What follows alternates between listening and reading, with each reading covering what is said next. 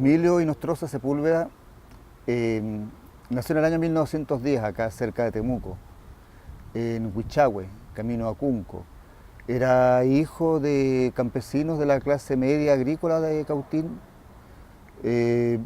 Tuvo 4 hermanos, vivió su infancia en ese sector, pero ya a temprana edad empezó a relacionarse con otras personas de ese ambiente, digamos, de las primeras décadas del siglo XX, que eran gañanes de lugares cercanos, y empezó con pequeños delitos. Lo primero que se cuenta, que el primer delito que hizo fue robar un par de gallinas a sus mismos padres y a sus vecinos.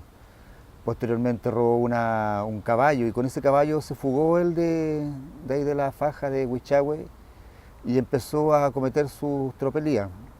Hay un certificado de antecedentes que se emitió del registro civil, el señor Cariaga, director del registro civil, en el cual dice que en el año 1933, es decir, a la edad de 23 años, fue la primera vez que fue aprendido él por un delito de estafa o de robo. Posteriormente tuvo varias veces cayó preso por ebriedad, vagancia, pequeños robos. En alguna oportunidad del año 39 le robó un pañuelo a una niña, un pañuelo de rebozo, un pañuelo que llevaba en el cuello, una niña de 15 años. El padre Las Casas, y fue detenido un par de horas después. Y así siguió su carrera delictual. Emilio Inostroza era un gañán, era un trabajador agrícola, pese a que tenía el oficio de talabartero, pero él trabajaba en fondos cercanos. Los antecedentes judiciales a los que pude recurrir mencionan varias veces su dirección como el Fundo La Selva en Perquenco. Entonces, al parecer, ahí trabajaba él como gañán. Gañán es una especie, un sujeto social, una clase social, son los peones del campo, que se contrapone a la clase inquilina. El inquilinaje es el que está constantemente, son los asalariados del campo, son los que reciben del patrón no solamente salarios, sino que igual reciben casa, reciben animales, reciben terreno, y pueden tener su familia ahí. El peón es un sujeto inestable, es un vagabundo que recorría los campos chilenos desde la zona central hasta el sur del país en distintas labores agrícolas temporales, pero al desconocerse su dirección, su domicilio, al no tener familia y al hacerse conocido con los otros gañanes de acá que circulaban por la región y por el centro-sur del país, finalmente sus tiempos libres, digamos, sus tiempos en que no estaban trabajando o como para incrementar sus ingresos, recurrían a pequeños delitos, robaban, estafaban, se metían a casas, asaltaban. Generalmente nunca llegaron al grado del delito que se le acusa a Emilio Inostroza de asesinar, pero sí se conformaban bandas. Hay varios estudios, bandas delictuales de 2 a 5 personas que cometían estos delitos de alguna manera, muchas veces contra el orden establecido, dando una especie de denuncia de su situación laboral, de su situación social, a veces contra los mismos patrones y otras veces contra gente de su misma clase, como en este caso Emilio Inostroza, que cometió el delito contra sus vecinos.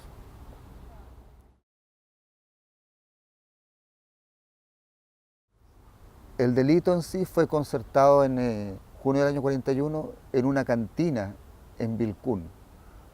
Estaba tomando Emilio, venía ya de varios días de juerga, y se encuentra con Alfredo Palacios, un gañán igual que él, un poco más joven, de 27 años, proveniente de Galvarino. Y cuando se les acaba la plata para beber, Emilio le propone ir a hacer un trámite a Huichahue. Emilio Inostroza concurrió hasta Huichahue, que era su lugar de nacimiento, con su cómplice, con Alfredo Palacio. Alfredo Palacio, al parecer, no estaba enterado a lo que iban, sabía que iba a robar. Y aguardan en el monte durante todo el día, ya que ellos habían llegado en la mañana después de caminar toda una noche. Y cuando ven que se retira Antolín, que era el hermano de don Segundo Salamanca, ingresan a la casa, llegan bastante cerca, son reconocidos por los perros, Sale don Segundo a ver qué pasaba y Emilio se abalanza sobre él y le da una puñalada en el estómago. Don Segundo huye. Emilio le encarga a su cómplice Alfredo Palacios que vaya detrás del viejo y lo mate. Y Alfredo va detrás de don Segundo. Emilio entra a la casa ante el pavor de la señora Fidelina Lagos, que ve que su antiguo vecino estaba hecho un energúmeno. Igual trata de huir, pero rápidamente Emilio la toma y le aplica 3 puñaladas en el cuello, que terminó con la vida de la señora Fidelina. Posteriormente se dirige a buscar a su cómplice y cuando se cercioran de que don Segundo estaba agónico, le quitan los zapatos para que muera más rápido, para que se enfríe. Y van adentro de la casa, registran y sacan dinero en efectivo y algunos cheques que habían sido girados por unos vecinos por la compra de una yunta de bueyes. Después de esto, Emilio le dice a su cómplice Palacios que asesine, que termine de matar a Segundo Salamanca y le da una puñalada en los riñones y huyen del lugar. Se van caminando hacia Vilcún. En el puente La Mula, cuando ya habían caminado toda la noche, proceden a dividirse el botín y se dividen el dinero en efectivo, los cheques que quedó Emilio de que los iba a cambiar después. Y se van al pueblo. Mientras tanto, en Huichagua, en el lugar de los hechos, llegó Antolín, vio lo que estaba pasando, vio la muerte, vio que estaba muerta su cuñada, vio que estaba agónico su hermano, y su hermano le alcanza a mencionar que había sido asaltado por Emilio Inostroza. Antolín va a la comisaría de Huichagüe, se comunica con los carabineros y carabineros concurren al lugar a prestar auxilio y ahí, antes de que muera don Segundo Salamanca, alcanza a confesar frente a carabineros de que había sido Emilio Inostroza. De inmediato entonces procedió el operativo policial, se comunican telefónicamente con todos los otros retenes y tenencias del lugar, diciendo que el sospechoso era Emilio Inostroza y que andaba con unos cheques que seguramente lo iba a tratar de cambiar. Cuando carabineros de Huichagüe constatan la muerte de don Segundo y la señora Fidelina, activan un procedimiento y comunican telefónicamente con todos los retenes y las comisarías cercanas, dando cuenta de que estaba Emilio Inostroza, conocido ya por su prontuario policial, que había asesinado a esta pareja de ancianos y que andaba con unos documentos, con unos cheques que seguramente le iba a tratar de cambiar.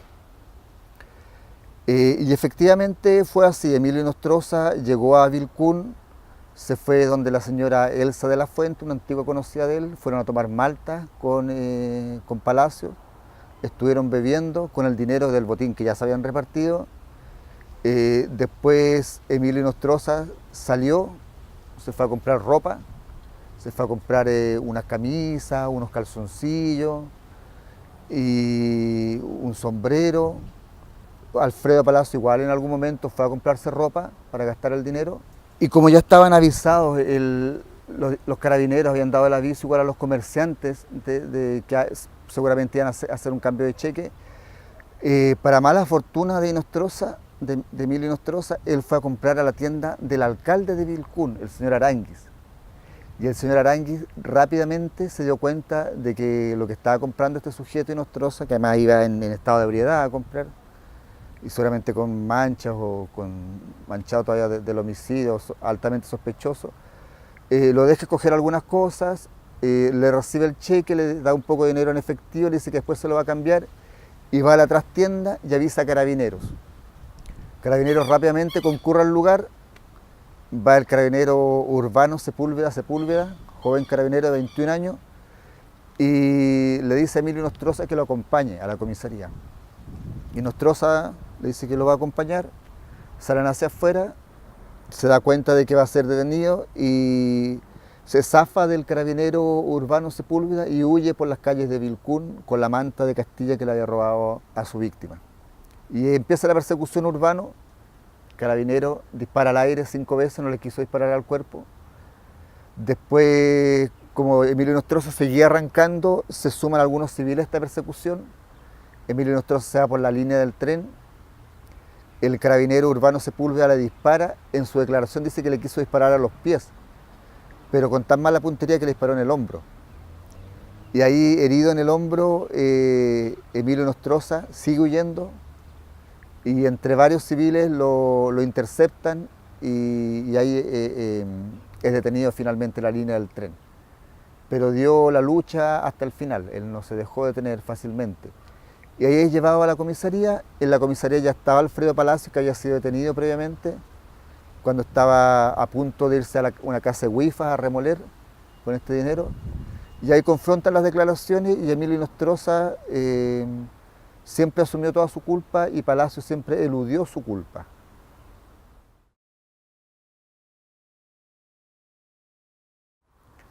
Detenidos en la tenencia de Huichahue, Alfredo Palacios y Emilio Nostroza confesaron después de un par de interrogatorios. Según consta, Emilio confesó espontáneamente y Palacios al parecer fue un poco más reacio a confesar su participación. Constantemente después, a lo largo del juicio, Palacios estuvo cambiando como una estrategia de defensa su participación, lo que le sirvió porque su condena fue menor. Todos estos cambios que él tuvo finalmente le significaron ser atenuantes y a Emilio se le sumaron las agravantes, muchas agravantes que se le fueron encontrando después en el mismo juicio. Después de estas declaraciones, que están en un documento en el expediente judicial de Emilio Nostroza en el primer juzgado de Temuco, en una hoja mecanografiada,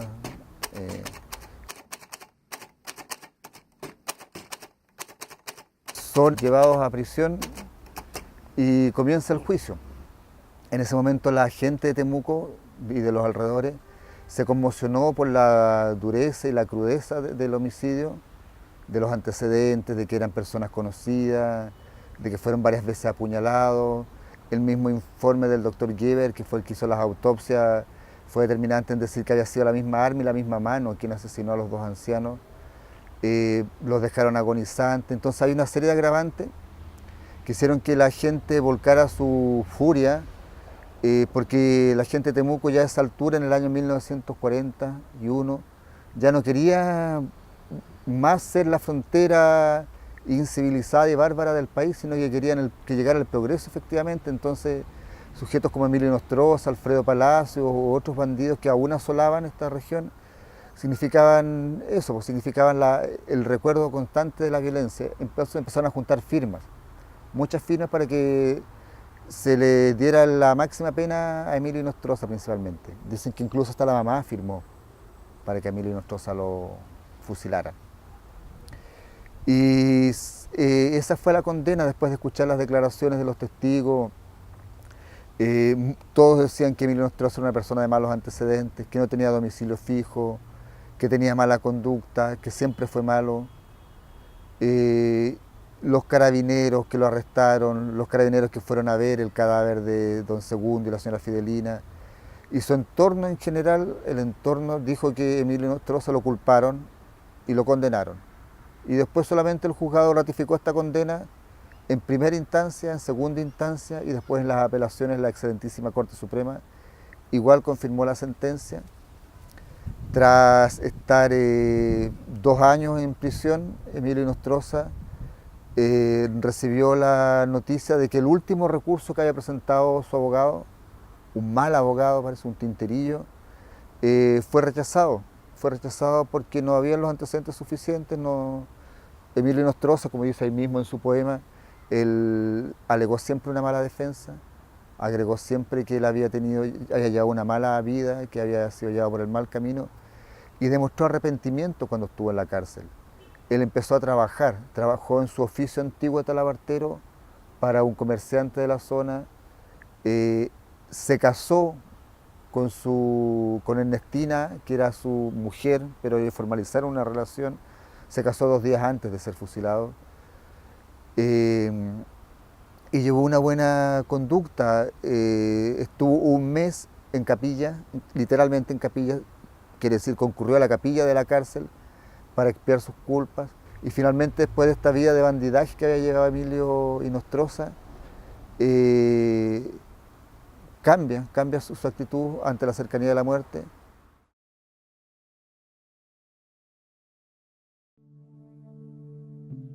La pena de muerte es la forma de ajusticiamiento que tienen los poderosos para reprimir las conductas que pueden salir de la norma, y esto viene desde antiguo. La cárcel es una primera instancia y todas las sentencias de privación de libertad, pero la pena de muerte es la forma que mayor expresa este control.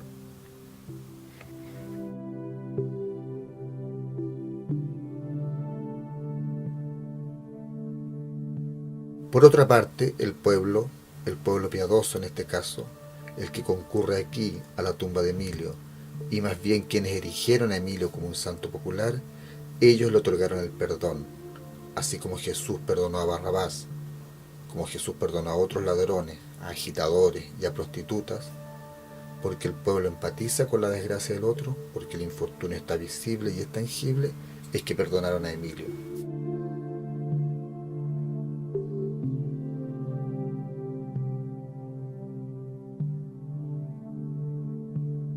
Esto lo vemos expresado en la lira popular, como la opinión caritativa de los cantores cuando se iba a aplicar la pena de muerte a un pobre.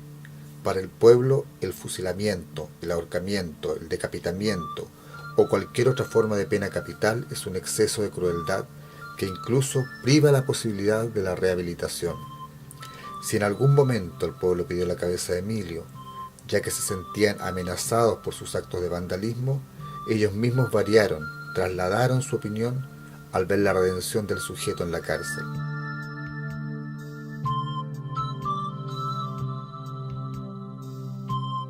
Emilio en la cárcel sufre, se arrepiente y lleva una vida dedicada al trabajo y la oración. Guarda silencio, se redime. Estos actos tienen carácter de santidad y esta condición llega a su máxima expresión con la muerte martirizada. Un santo martirizado por las balas y también por la injusticia de su medio.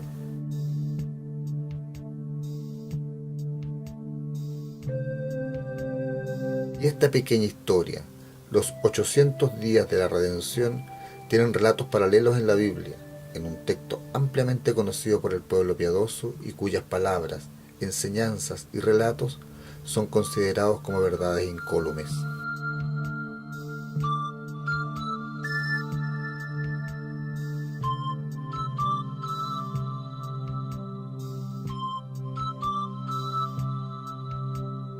La devoción popular vio en la condena a muerte y en su paso por la prisión la redención de Emilio. Después, en el fusilamiento de esa madrugada de septiembre de 1943, en el patíbulo carcelario, estuvo su martirio, como el de los primeros cristianos, y la continuidad de ese camino de santidad ocurrió a pocas cuadras de la cárcel, en la misma calle Balmaceda, aquí en el cementerio, completando el ciclo místico de vida, pasión y muerte de San Emilio.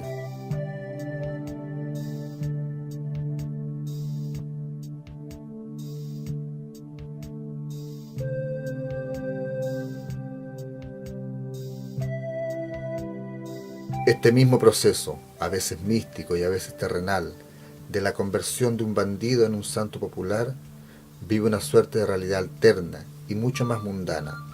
El delito de Emilio, que lo encarcela, lo redime, lo martiriza y lo lleva a ser el mensajero de Dios, para la Administración Civil Nacional, para los representantes del orden portaliano, es un delito grave.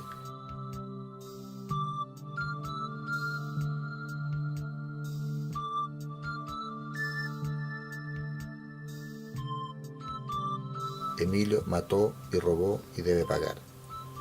Y para esto hay un itinerario jurídico.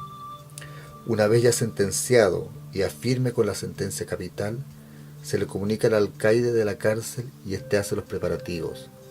Llama al jefe del registro civil para que haga la afiliación de Emilio en vida, manda a buscar a un pelotón de fusileros de Santiago, se encarga que todos tengan sus armas cargadas, todos los fusileros, salvo uno que tiene que tener un fogueo.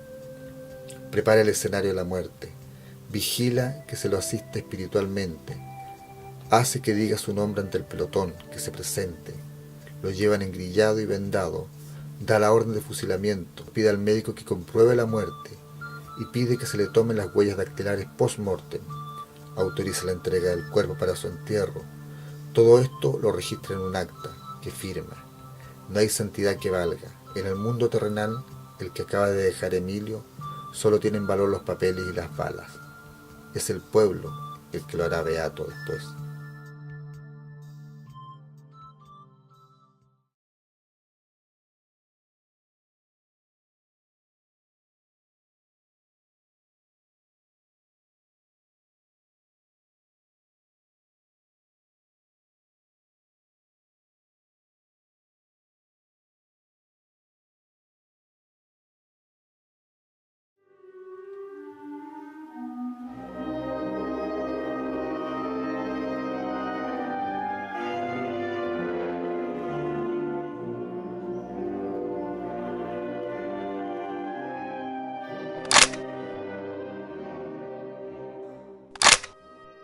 Emilio Nostroza fue el último bandido de la frontera. Después de él ya se acabó el bandidaje, él tuvo una muerte violenta y la muerte violenta es considerada, según la tradición católica, como un presagio de que esa alma va a quedar sufriendo, va a quedar dando vueltas, va a quedar en el purgatorio. Entonces el pueblo piadoso, cuando ocurren estas malas muertes, cuando ocurre este derramamiento de sangre, el pueblo piadoso en el mismo lugar, o donde está en este caso acá en esta sepultura, empieza a orarle a estas personas para que esas oraciones permitan que, por intermedio de la Virgen del Carmen, Madre de Dios, ella intermedia para que esas almas se vayan desde el purgatorio hacia el paraíso. Esta es una tradición medieval, esto viene desde Europa. En Europa, durante la peste en Europa, cambió todo el concepto que existía de la muerte. La muerte antes era solamente un tránsito del camino de espinas, que metafóricamente es el camino de espinas el que vivió Emilio Nostroza durante toda su vida, hacia un estado de vida mejor. Y esa fue la aceptación que hubo de la muerte hasta la Edad Media. Pero posteriormente, o durante la Edad Media en el siglo XIV, se conjugaron los tres grandes temores que tenían los cristianos, que era la enfermedad, el hambre y la guerra.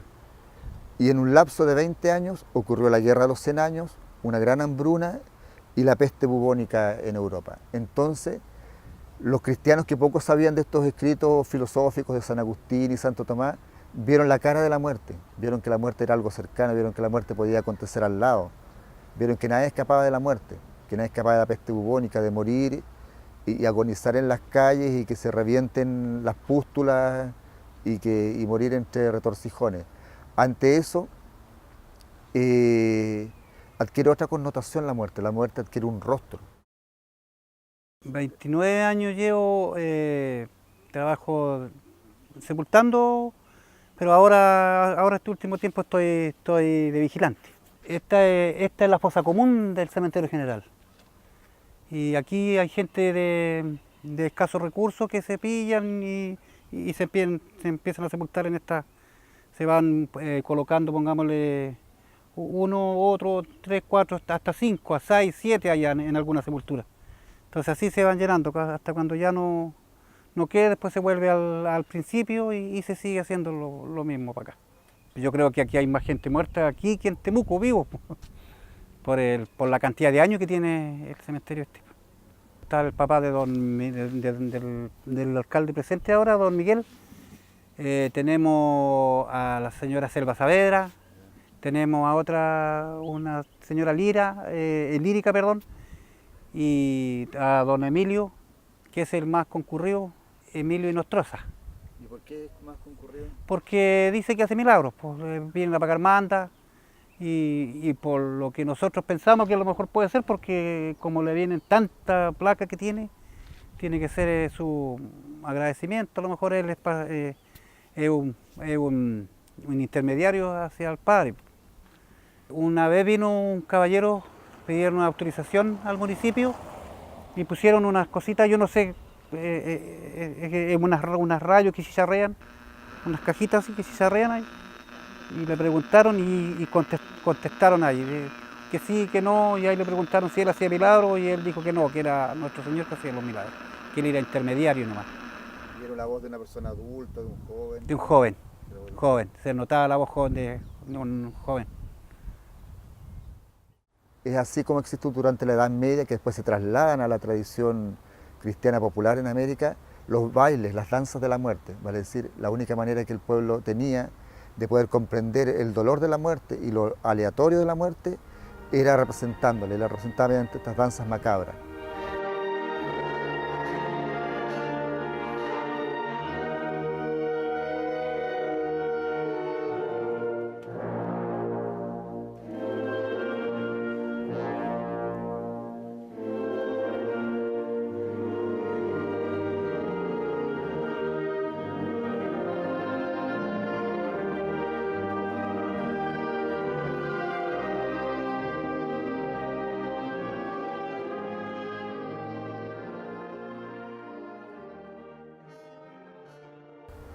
Eso posteriormente llegó acá a América, se fundió con otras tradiciones, hubo ahí un sincretismo cultural, religioso, de las apachetas que existían acá, que eran las formas en que la tradición quechua veneraba a sus muertos, los localizaba en un lugar que eran unas construcciones de piedra.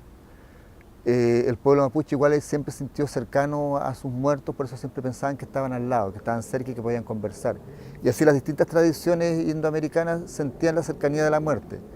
Pero ahora, cuando llegaron las tradiciones europeas y se dieron cuenta de que había una virgen que intermediaba, según ellos, que existía la posibilidad de poder ver la cara de la muerte, empiezan a aparecer estas manifestaciones como son las animitas.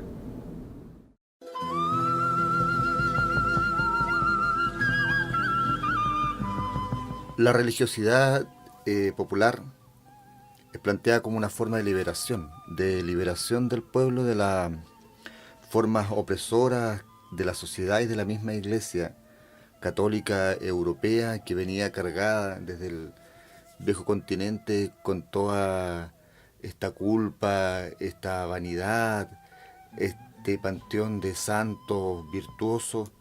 Entonces acá en Latinoamérica se le da una vuelta a eso. El pueblo demuestra una fe sencilla, más pasional, más solidaria, más alegre, y también demuestra que la fe que ellos están siguiendo, el rito católico que sigue el pueblo, no es el europeo, no es el de dominación, no es el que vino a despojar de sus tierras acá a los pueblos indoamericanos, sino que es una forma de liberación de la persona y del ser humano.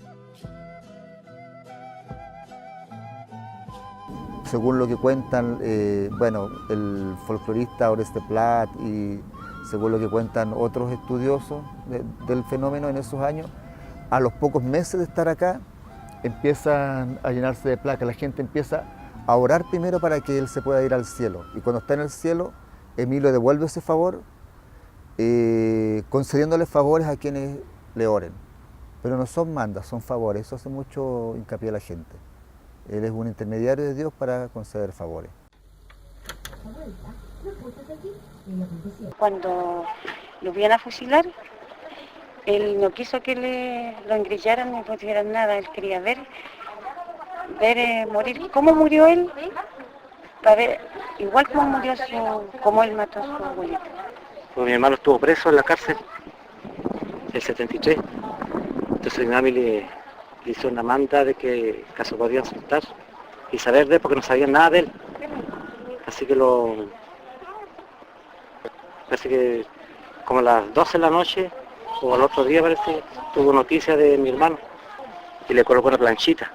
Igual puede ser un santo, pero más que un amigo, alguien que pueda, no sé, por la historia que él tiene, una persona que a lo mejor por eso es que está ayudando al resto para poder quedar libre de sus pecados, por la historia que más o menos me contaron mis padres.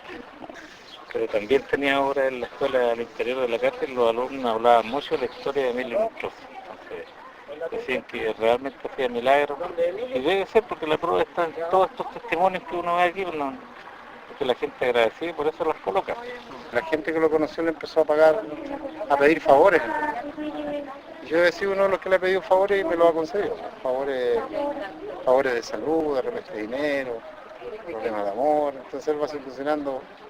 Vale. Yo no sé, yo lo veo como que igual que él estuviera cerca de Jesús, está juntamente con él haciendo los milagros. Aquí uno le viene a pedir favores, y habitualmente tú los favores los vienes a pedir y traes casi siempre la ofrenda al tiro, o las velas, y la manda es como algo yo prometo a ir a cumplirte cuando me cumpláis. O sea, ¿entendido? No sé, estoy colocando siempre un objetivo para decir, oye, cúmpleme y yo te voy a traer velas el otro año. Mi hermana, ella era fiel a San Emilio.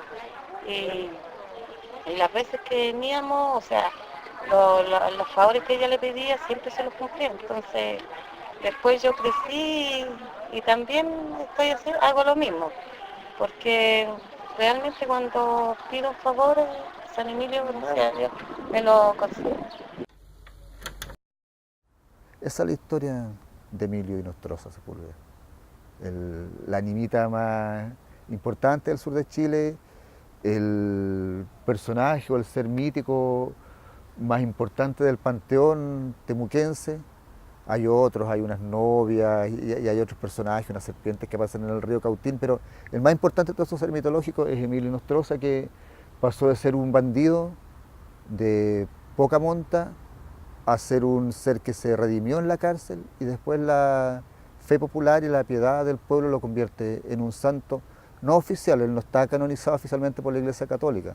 La Iglesia Católica pide una serie de requisitos, entre esos llevar una vida virtuosa. La vida de Emilio no fue virtuosa, pero sin embargo el pueblo lo considera su santo. Es el santo del pueblo, Emilio Nostroza.